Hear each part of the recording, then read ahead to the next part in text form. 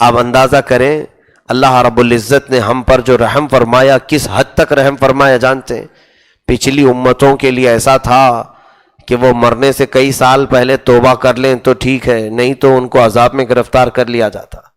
یہ میرے آقا صلی اللہ تعالیٰ علیہ وسلم نے مہلت مانگی رب تعالیٰ کی بارگاہ، مولا میری امت کو توبہ کے لیے مہلت عطا فرما۔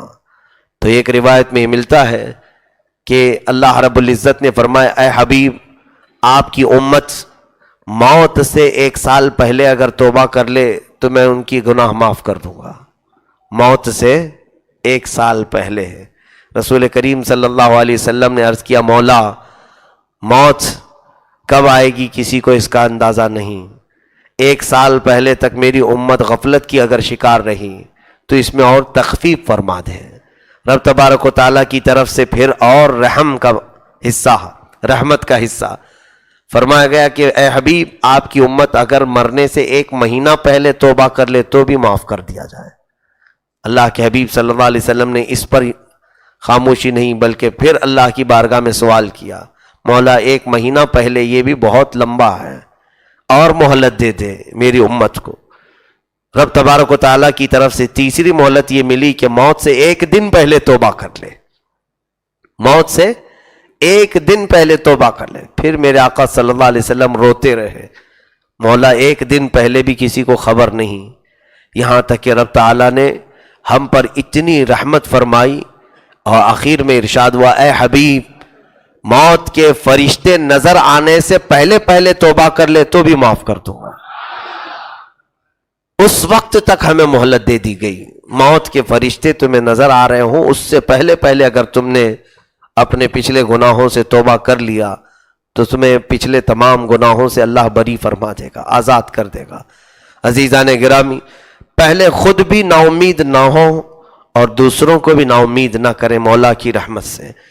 رب تبارک و تعالیٰ کی امید دلائیں بندوں کو۔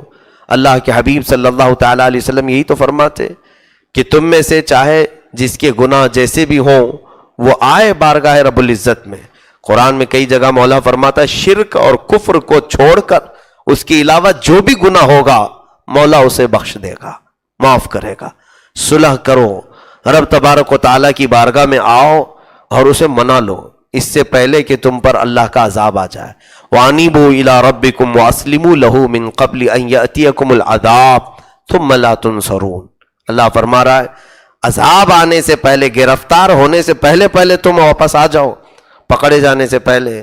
پھر آگے اگر پکڑے گئے عذاب آ گیا تو آیت کا آخری حصہ یہ ثُمَّ لَا تُنصَرُونَ، تمہاری پھر کوئی مدد نہیں کی جائے گی، کوئی مدد نہیں کی جائے گی۔ سوچو اللہ جب فرما رہا ہے مدد نہیں کی جائے گی تو اس کے بعد ہے کون جو مدد کرے گا؟ کوئی اس کی ذات کے بعد مدد کرے گا؟ تو اس چیز کا خیال رکھیں کہ ہمیں پتہ نہیں ہے کہ ہماری زندگی کی کون سی رات آخری ہے۔ ہر رات ہمیں توبہ سے رات گزارنی چاہیے۔ صبح اٹھو تو توبہ کر کے اٹھو، اور اپنے زندگی کے شب و روز میں ایسی جگہوں پر جانے سے بچو جہاں تمہاری موت آئے تو سیدھا جہنم میں لے جانے کا سبب نہ بن جائے۔ ایسی جگہوں پر اپنا وقت نہ بتاؤ کہ وہاں پر تمہاری موت آئے تو پھر تمہیں عذاب کے ساتھ اٹھایا جائے۔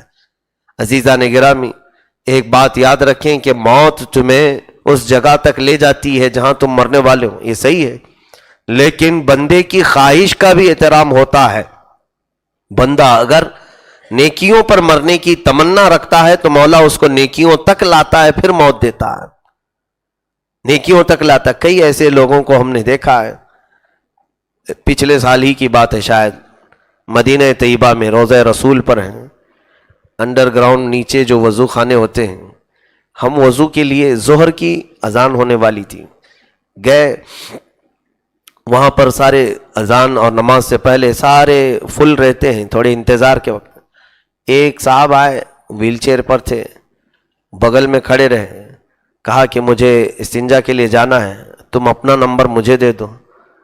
تو ہٹ گئے ہم، وہ عمر والے تھے تو ان کو بھیج دیا۔ اندر جا کر کے آنے کے بعد وضو کیے، وضو کرنے کے بعد اوپر مسجد نبوی شریف کی طرف آ رہے ہیں، میں ساتھ میں ہوں۔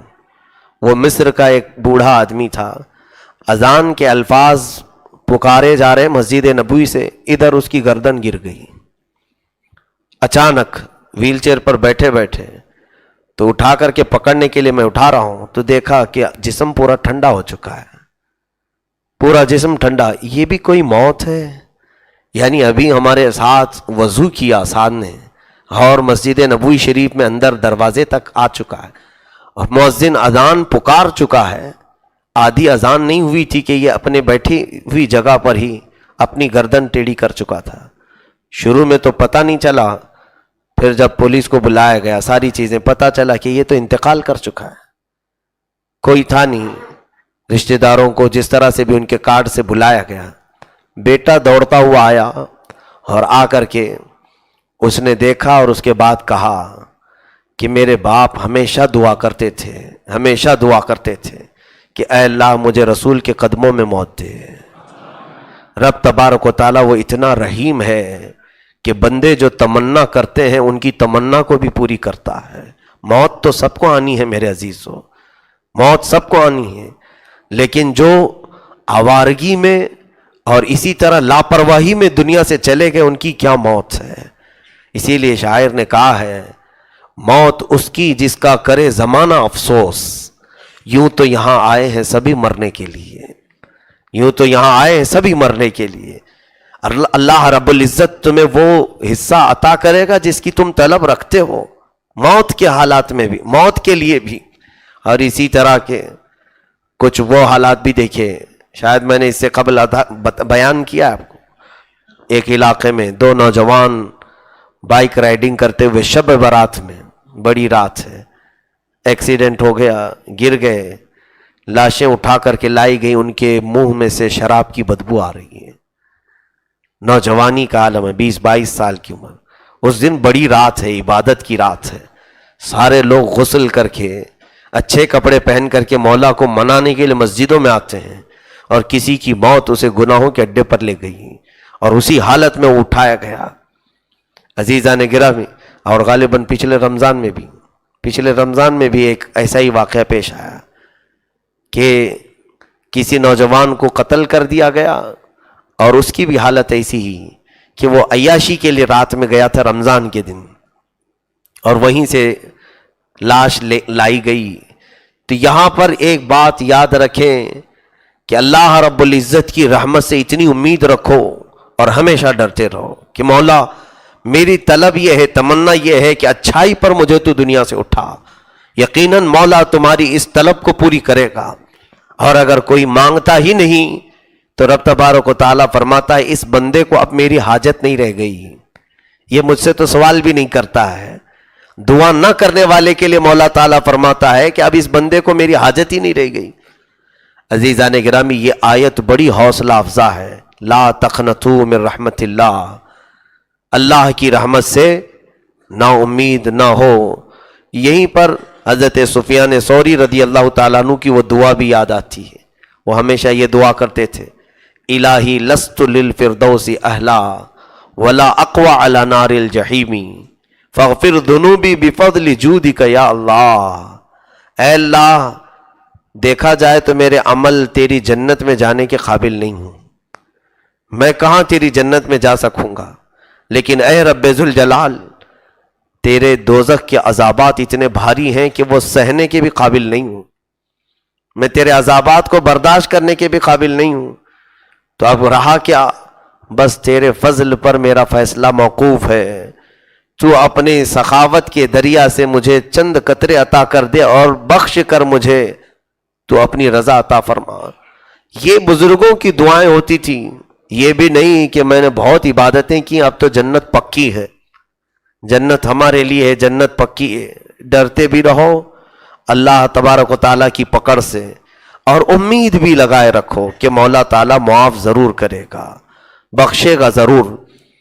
याद रखें हजरत इब्राहिम बिन अदम रदी अल्लाह ताला अन्हु के ज़माने में या हजरत बायजीद बुस्तामी, ख्याल पड़ता इन दो बुजुर्गों में से, उनके ज़माने में, हाँ हजरत बायजीद बुस्तामी रज़ियल्लाहु ताला अन्हु तकरीर फरमाते थे तो बड़ा मजमा आपके सामने था, बड़ा मजमा।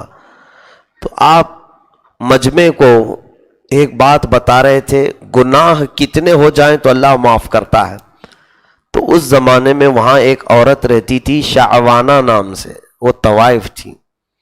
اس کے کرتوت بڑے مشہور تھے شہر میں. زنا کرتی تھی، کرواتی تھی، اور حمل ٹھہر جائے تو بچے اس کو قتل کر کے پھینک بھی دیتی تھی. تو اس کے گناہ مشہور تھے.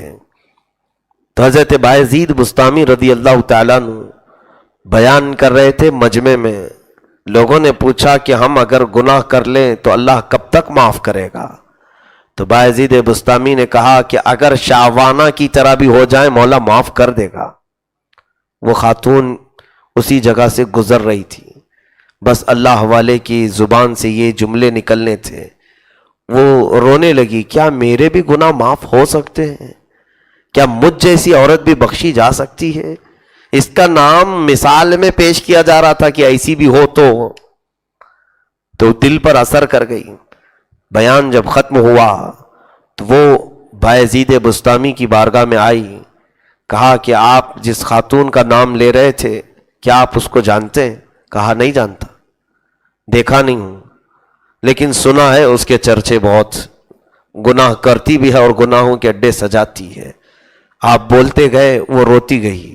کہا وہ شعبانہ میں ہوں، اور میں آپ کے دربار میں ایک سوال لے کر کے آئی ہوں.